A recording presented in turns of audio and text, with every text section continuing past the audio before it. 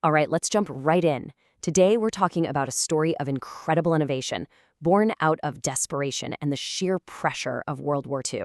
We're going to explore how Great Britain started the war with some seriously flawed tanks and a rigid battle plan, only to be forced by reality to create some of the most legendary armored vehicles ever.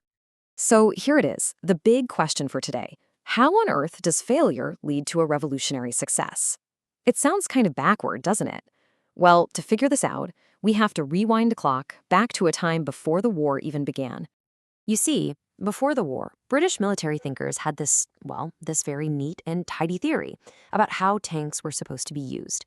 They were big believers in specialization, so they split their armored forces into two very distinct types, and each one had a very, very specific job to do. The whole strategy was basically a 1-2 punch. First up, you had your infantry tanks. Now, think of these as mobile fortresses, tons of armor, super slow, and their whole purpose was to crawl alongside the infantry and smash through enemy defenses. And then you had the cruiser tanks, light, fast, and designed to just pour through the gaps the infantry tanks made, wreaking havoc way behind enemy lines. And these were the actual tanks they brought to the fight. The Matilda II was an absolute beast, almost untouchable early in the war, but man, was it slow. The Valentine was a real workhorse, super reliable, but its little 2-pounder gun was basically a pea shooter against the newer German armor. And then there was the Crusader. Yeah, it was fast when it actually worked, but its unreliability in the desert was a total nightmare for its crews. Each tank was a specialist, and each one had a major weakness that was about to be brutally exposed. You know, there's a saying, no plan survives contact with the enemy. Well, for Britain's tank doctrine, the fighting in France and North Africa wasn't just contact. It was a full-on car crash with reality. It turned out the battlefield was way more complicated than the planners had ever dreamed. Suddenly, tanks needed to do everything all at once. Fight other tanks, support the infantry, and just, survive. The Crusader, for instance, was constantly breaking down in the desert heat. This whole 2-tank system was just too slow, too rigid, and it was costing them big time. It was a massive wake-up call. And this chaos wasn't just on the front lines. Oh no, it was happening behind the scenes too. The government set up something called the Tank Board to try and fix all these problems, but the board itself was a complete mess. It was constantly being reorganized, leaders were swapped out.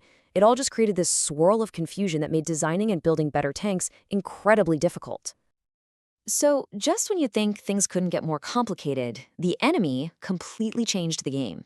In early 1943, a new predator showed up in Tunisia, a tank that would become the stuff of nightmares for Allied crews, the German Tiger. I mean, just look at these numbers. It's not even a fair fight. The Crusader, which was one of Britain's better tanks at the time, had a decent 6-pounder gun. The Tiger, though, was rolling around with a version of the legendary 88mm anti-aircraft gun. Its front armor was twice as thick and it weighed almost 3 times as much. This wasn't a gap in technology anymore. It was a canyon. So what did this mean on the ground? It was a disaster. It meant that pretty much the entire British tank arsenal was obsolete, just like that. Crews could shoot at a Tiger all day long and just watch their shells bounce right off. And meanwhile, the Tiger could pick them off from a distance where they couldn't even fight back. A new solution wasn't just an option. It was a desperate necessity. Faced with this terrifying new reality, Britain turned to a secret weapon they had been cooking up. They knew they couldn't build a tank as heavy as the Tiger. Not yet anyway. But maybe, just maybe, they could outgun it. And this was it.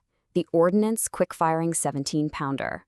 See, even before the Tiger showed up, British engineers had a feeling German armor was going to get a lot thicker. So they'd already started working on a gun that could punch through it. And by 1943, it was ready. And let me tell you, this thing was an absolute monster. So just how powerful are we talking?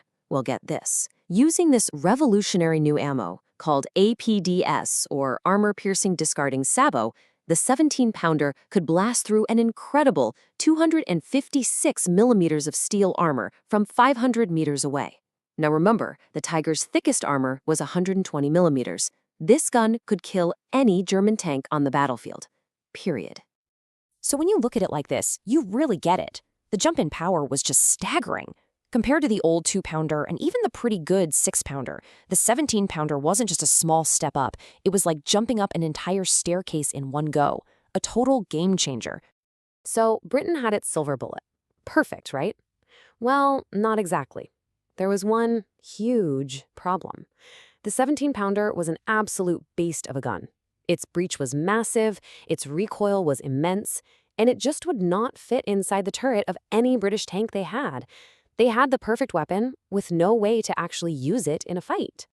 And the clock was ticking. The D-Day landings were just around the corner, so there was absolutely no time to design and build a new tank from scratch. So British engineers did what they do best. They got creative and they started improvising. This kicked off a period of frantic, brilliant, and sometimes downright bizarre adaptations. The most famous solution was the Sherman Firefly. They took a reliable American Sherman tank and somehow managed to shoehorn that massive 17-pounder inside by turning the gun on its side and adding a big counterweight to the back of the turret.